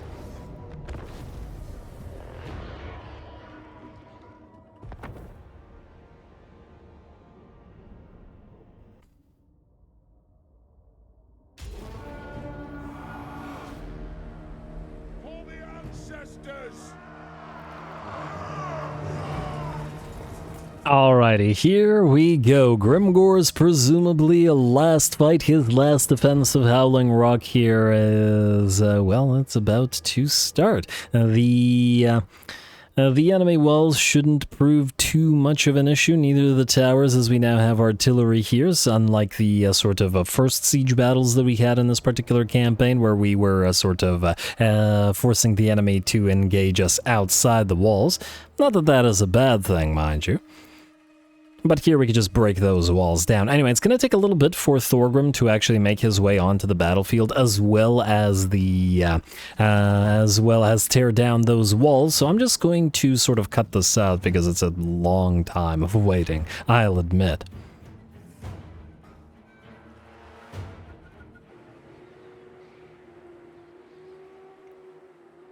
Alrighty, the bombardment has begun, though admittedly it's still also going to take a while. We've got all of these towers to knock down, though the first one is about to fall rather shortly. We've also sent our gyrocopters and gyro bomber in, the beginnings of our fledgling air force, to move into the enemy settlement and start knocking out the enemy constructed towers, as opposed to these wall towers. So let's see how well the gyrocopters with the Trollhammer Torps and do at knocking out one of these towers. So one single volley, 7.5k HP, smashy, and pretty good. About 2,000 damage with per hit, meaning that tower will go down pretty darn quick. Of course, we will be most likely taking a few hits from the enemy archers and stuff as we do, so we'll fire and move as best we can. And let's see, one more volley and the tower will go. No, one more volley.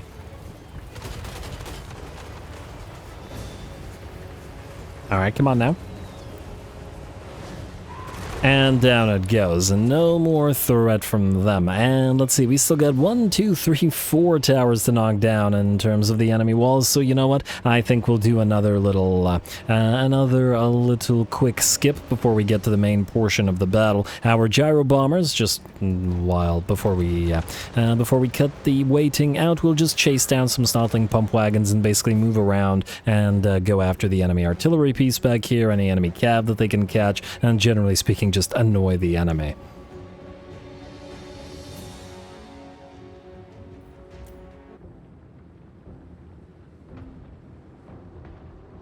Alrighty, and we're back. It took a little bit of time, but we destroyed all of the towers along the enemy walls and have breached said walls in 4 places, with Thorgrim finally entering the enemy settlement with his 3 now units of hammerers. All 3 together with Thorgrim should be able to handle anything that the enemy throws at us. Of course, they will be hitting us back with those archers of theirs.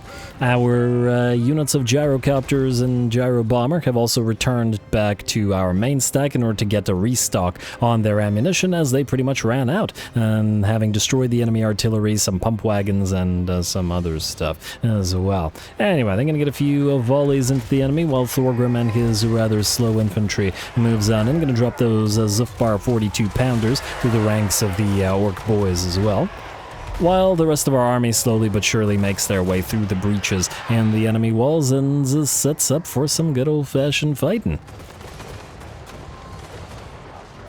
Poor Grimgor, he really shouldn't have declared war on us randomly. Frankly, I would have been perfectly happy to ignore him for a while, leave him to the Dowie Jar, let the fools fight it out for the Darklands, and not have bothered with him while we retook the central World's Edge Mountains from the Skaven and the other greenskins therein. But, well, he decided to declare war on us, so he's gonna have to go. Frankly, I imagine that Grimgor was never going to be the major threat of this campaign. From what I've seen in the Kai's run and then really several of campaigns, Warband has a tendency to get really, really big in terms of his stacks. So it's probably only a matter of time until he makes his way northward through the Badlands, out of the Badlands, and towards us. So we'll have to be ready for that. In the meantime, we have finally engaged the enemy. Grimgor ain't here, but there's plenty of orc boys to cut our way through until he is. Thorgrim, of course, towering over everybody. At least when he's not using his own 2 legs. Nice bonks, though.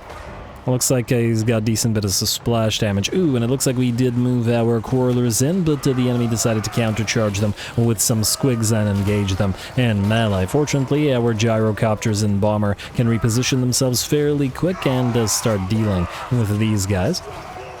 And it looks like these squigs are rowdy, and frankly, we could just set up here and try to deal with those enemy cav units while Thorgrim and hammerers continue working their way through the enemy boys. And this is all 3 units together, and with SFO and with larger or ultra unit size or whatever it basically is 1 unit. In fact, you know, there's 60 units in a unit of hammers, 120 in a unit of orc biggins. I think we saw 200 on, I want to say goblin units, 260 on the goblin units, yeah. But once again, I really enjoy the fact that there aren't a lot of hammers in a single unit. It makes them feel a lot more elite. Not to the degree of something like Aspiring Champions, perhaps, but you still get the same feel when they're overwhelmed. And I'm going to have so much fun when we send in our smaller Hammerer stack against the probably multiple Skaven stacks at the same time. Ooh, here comes some Squiggies. I'm getting ready to move on in and rear charge us. Our Runesmith was back there, though. And he can take the charge. It's not like he's going to be super threatened with his armor by a single unit of squigs before we move back on in. It looks like the enemy is moved in over on the right flank as well. Our 2 units of dwarf warriors will attempt to hold them off, while our quarrelers, and soon with the backup of the flying units coming in. And there we go. We'll be taking care of those pump wagons, boar boys, wolf raiders, or riders, and I think there was something else in there as well. Alright, it looks like are they charging through are they routing through our lines? No, they're actually not routing. Okay, well then good job to them. The pump wagons are still using their mass to annoy their way through our dwarf warriors. But fortunately, we can still fire over the heads of them with our quarrelers, and the crossbows should bring the relatively fragile pump wagons down relatively quick, especially with the help of those gyro bombers. Or that gyro bomber and those gyrocopters. Otherwise, Grimgor has finally arrived and has moved on in, facing off against Thorgrim, but pretty severely debuffed. And down to 20 melee defense, so even if he'll be hitting Thorgrim, I'm sure delivering many a blow. Man, look how big Grimgor is. He is basically tall enough to look Thorgrim in the eyes, despite the fact that Thorgrim is being carried by 4 guys and has a throne. Ah, Grimgor, you gotta love him. Alright, and let's see how he's doing. He's down to about half HP once again. Those debuffs really ain't working for him. He has dealt about 20% damage to Thorgrim, and I do like the fact that he's been directly trying to focus Thorgrim down, though it looks like, just as I said it, he got distracted by... Ooh! He got distracted by the Runesmith. Probably actually smart to attempt to go after the Runesmith and maybe some of the Hammerers, as it's easier to bring them down than it is to bring Thorgrim down instead. He's got 3 kills to his name so far, and frankly, out of the 180 hammers we have, that's still a pretty solid amount. Unfortunately for Grimgor, he will finally break, and ooh, would you look at that, our flame cannon will get its first shots up. Looks like some enemy orc boys are heading down the ramp, and are about to have a pretty bad day by the looks of it. There we go. Dwarf and fire armies are some of the most entertaining. Speaking as a person that loves fire armies and always builds one in pretty much every single campaign. And of course our first fire army, when we get it up and running, which should be relatively soon, will be another Jartrom army. The Jartrom clan being a community canon clan. I think the only sort of group that we have in the community canon as opposed to a single lord or hero, which is pretty neat. We'll have to figure out where we send them and who we burnate, and then when we get them up and running, we'll get back to what they're all about. Other than burninating, of course. Anyway, Grimgor is brought down and chased down by Thorgrim and defeated one last time. Our flame cannon still firing at the enemies, surprisingly decently considering all of the obstructing sort of buildings and cliffs that they've got. Very nice shot. Ooh, get some beer to those gunners. Stat. They have earned their pay this day. Very, very nice. Was not expecting that. Over on the right flank, the enemy boar boys and the pump wagons have been, by the looks of it, destroyed by the combination of range units. Nice to see our engineer and our guildmaster working together as well. Really going to be cool to have a sort of an engineer army later on. I have to figure out what that's going to look like. But anyway, Grimgor is done, and it looks like the rest of his army is done for as well. There really wasn't too much that they could do. Very much a systematic destruction of all of those units and preventing most of them from closing the distance. Poor Grimgor.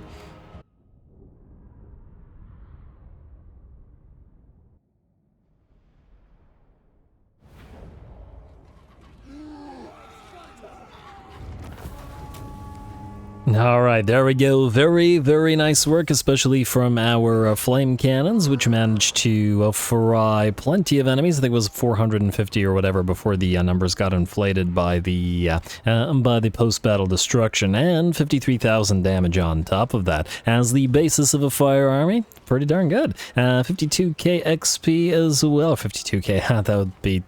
probably not level 50, but it'll be pretty up there. Yeah, 5200 XP, and I guess since you're about to peel off in your own army, it does make sense. Alrighty, and I believe, unless I'm mistaken, this was Grimgor's last settlement, meaning his faction should be destroyed. One more armor thing, and Longdrang Slayer Pirates.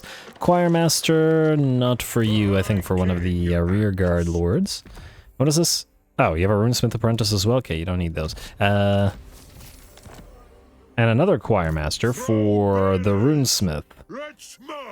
Alright, now. And another Runesmith Apprentice. You get a Runesmith Apprentice. Apparently they're really easy to find, and... I might actually get some use out of this. Missile resistance and ammunition. Apparently they're really easy to find. Anyway, Grimgor's Ard is destroyed. Perfect. Thorgrim, you leveled up again to level 13 now, so let's start moving through the hero capacity and recruit rank increase for runesmiths. We'll definitely need one for the fire army. Actually, we'll need two, because those runes of wrath and ruin and the forge fires. Though I do like the research rate. But, I mean, well, we should be able to move through these rather quickly, and we are looking to get more runesmiths right now, so that hasn't changed. Now, one thing, we will want to move Joseph of Zorn out of Howling Rock and put you in it. And that'll save us about 350 gold per turn, and now it's time to start moving it back down here. Oh man, I wish these guys weren't all the way out here. I don't want to move too deep into the Darklands as yet. We will eventually send an army out there to sort of obliterate the Dawi in particular, because we have a legendary grudge about it. And of course, you know, depending on how much interest there is in this campaign going long, etc., etc., because we do run the gamut here. Some campaigns only run about 20 episodes. Average campaigns run about 30 episodes. Imric ran 40, Archaon ran 60, and then some of the older ones ran like 100 episodes. But you know, the interest has got to be really up there. Anyway, we captured another armory. Huh, even more runesmith capacity. Well, you know what? We're keeping that. That ain't bad. And we will want to... I mean, I guess we could just upgrade you immediately. Look at that growth, though. Yeah, the problem with having all of these trinket makers is that we have no barley fields. And we need that barley. Alright, you know what? Uncollect the income for just a turn while the public order here is horrendous. We will still switch to Masters of Stone and Steel and try to avoid advancing further northward for now. I'm hoping that Ungrim can take care of the iron skins, green skins. They're down to 2 settlements, though they are, by the looks of it, fairly strong. I don't like the fact that we now know that Tzeentch faction. And I don't know whether they have the Kairos capabilities, but they might. And it might behoove us to actually move up there, but that'll mean we're very far away. We could once again do the gamble, the map gamble. In fact, oh, we could actually move right now. Try to wipe them out. It will also, however, mean that we're far enough away, and I was hoping to hit these guys from 2 directions. Okay, let's figure this out. Oh, damn, we don't have the 4,000 needed for this. That's unfortunate. And I don't want to stay here for another turn. You're gonna have to move. We could gamble with you, actually, as well, to try to get you to Thorgrim faster. Alright, let's gamble with you. Mad's map, and try not to get wiped out. You're proceeding to Thorgrim. I guess go along the road for now. And then this will now cost, well, it's 250 gold, honestly. It's not that big of a deal. Alrighty, and you can then make this cheaper. Alright, also, you do not have a choir master, which is what we wanted. You have a choir master, and then you have a choir master. Like so. And you know what? I think, what's the public order here? We're at +8, which ain't too bad.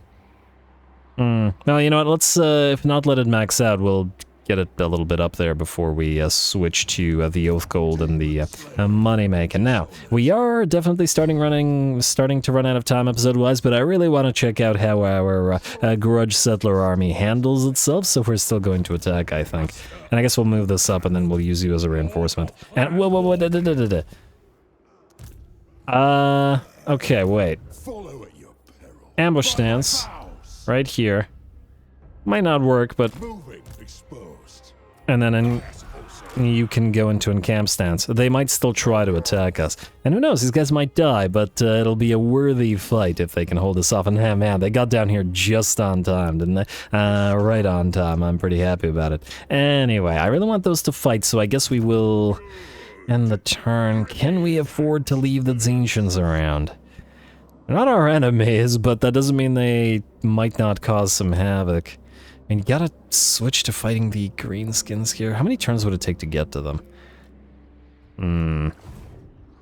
I also don't... They probably have a full stack here, just sitting in Drakenmoor. And we also wouldn't be able to hold it because it's a red territory. Also, we need to think about the fact that we have an Age of Reckoning. Spending like 6 turns traveling back and forth from this is not so great. You know, I think we can't afford to do so right now. We're going to move back instead. Even at the cost of the extra predicted income. And then Joseph of Zorn, you will follow suit shortly, but you can sit in Howling Rock for now. Alrighty. And we'll have to build the Karaz Ankor here, the vaults, as soon as we can, rather than the barley. But that's okay. As soon as this levels up, we'll have to have the dyes.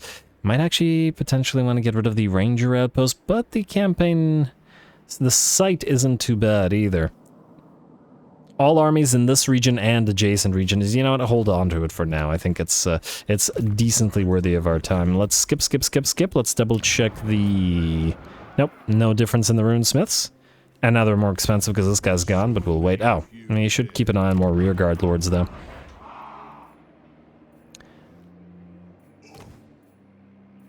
I think I checked these guys, but I'm just double checking.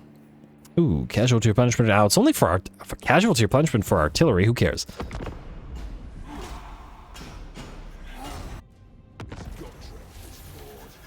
Okay, I gotta say, I wasn't expecting that. This guy... Throwing deeper attrition. What?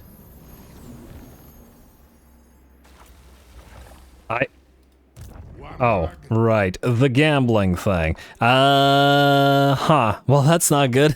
That did not work out at all, unfortunate. Okay, well... We'll have to try to get back and I guess gamble again. Hopefully they don't immediately get wiped out, but yeah, I forgot that the massive amount of territory in the Darklands in these particular territories, and the fact that it essentially moved us like several territories away, but oh well. I'm also very surprised by the fact that the orcs moved away. The ambush wasn't foiled. Weird. Alright, we also got 16 turns, we're only at 13%. We really gotta get those, really gotta, well, we probably, well, we'll see. We'll see. We still gotta go down here. That hasn't changed. So we're gonna march stance, though we won't have the Neverguard available as yet. Hopefully with the additional movement range we'll get here fast, and hopefully the 20% doesn't screw us. Either way, even if with Dusty having moved, I still want to attack this. Alright, oh, you know what? You will come in as a reinforcement to this place. Rather than you. You can attack it. Because you are an actual lord. Oh, do we need any ancillaries or anything for you? I guess it doesn't really matter for this fight. I mostly just want to see the Grudge Settler units together in action, including and especially the Grudge Settler Iron Drakes. Go.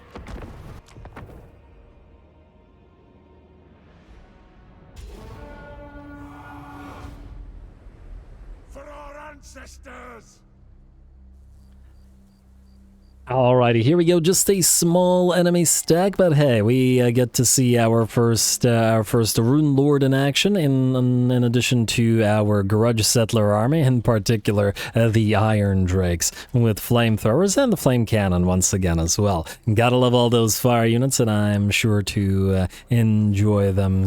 Light up the night, I guess, since it's a dark map. Anyway, I'm going to speed this up a little bit while we move towards getting our army on the field. Looks like the enemy isn't going to rush towards us, so we'll try to take position where we're completely protected by the sort of pits. Or is this entrances to the underway? Or maybe it isn't. Wait.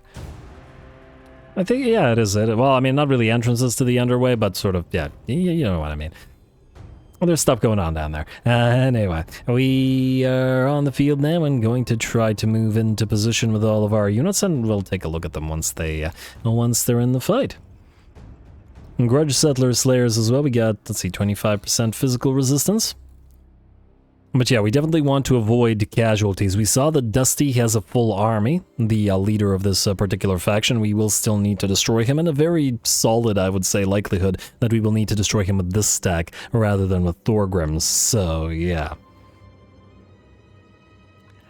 Alright, and they're still refusing to move forward? Well, that's definitely going to be a problem for them. We have a freaking flame cannon, and just the flame cannon alone is going to be such a huge threat here. Speaking of the flame cannon, I'm going to put it into position and get ready to fire. That works on 2 levels. Alrighty, and we've seen the enemy, and so we begin the Burnination. Beautiful. First volley will take out about half of the HP, actually about 70% of the HP of one of the enemy orc boys, and the fire will continue until morale improves. Alright, there we go. The first unit of orc boys is out, and we simply switch to the next unit. The enemy is not in range to fire back at us with its range units. And this is kind of the ideal sort of army for the flame cannon to deal with. Just blobs of infantry to burn. Alrighty, and we're going to reposition slightly, move, and then fire on the next unit in a second. There we go. We do still want to knock out the enemy range units as well, so just gotta make sure that we don't allow them to draw close and actually fire away at us. Beautiful. Oh, it's going to be a long time till I grow tired of seeing this unit. And we just got the fire army going in the Nakai campaign with the salamanders, ancient salamanders, basties with solar engines, fire leech bolas, all lots of stuff. Basically, if we can ally with the lizardmen in this particular campaign, there's certainly a few fire units that we could stand to borrow. Not 100% sure, but what I don't remember which fire units we borrowed in Malakai's campaign. Might have been Imperial units. I'm thinking Knights of the Blazing Sun, but I could be wrong. Or I could be confusing that with an Imperial fire army that was using Knights of the Blazing Sun and another Imperial fire units, but then borrowed Iron Drakes from the Dwarfs. Either way, the enemy is still failing to move towards us at this time. Looks like there is a unit of trolls, which we'll have to be careful about. And are the enemy getting ready to finally charge us, or at least attempt to do so? They're gonna lose all their units at this rate if they don't. Alright, it looks like the Boar Boys and the enemy War Boss is actually going to attempt to close the distance, and Iron Drakes fire away more or less point blank into those Boar Boys, stopping them in their tracks and pretty much breaking them. Beautiful. Enemy Lord is still out here, however. We'll take a nice hit from the Iron Drakes, who do decent damage to him. But it looks like he has enough resistance to avoid that. Instead, we'll focus fire the trolls, while our Rune Lord, as well as our Demon Slayer and one of the units of hammers move on in to surround and try to kill off the enemy War Boss. Another unit of Orc Boys has managed to make their way forward and avoid the flames, and thus we're going to send the Hammerers to deal with them. Although if we do hit them with the flames, we got Frostfire on them now, so we got that fire weakness. Beautiful. Trolls have been unable to achieve anything and will be melted as they run. The enemy Lord's been defeated and the Orc Boys have been defeated as well. And just like that, the enemy fails to walk through the fire. And I guess we could chase them down with the Grudge Settler Slayers, but we didn't really need them in this particular fight. We'll save them for the next one against the enemy full stack.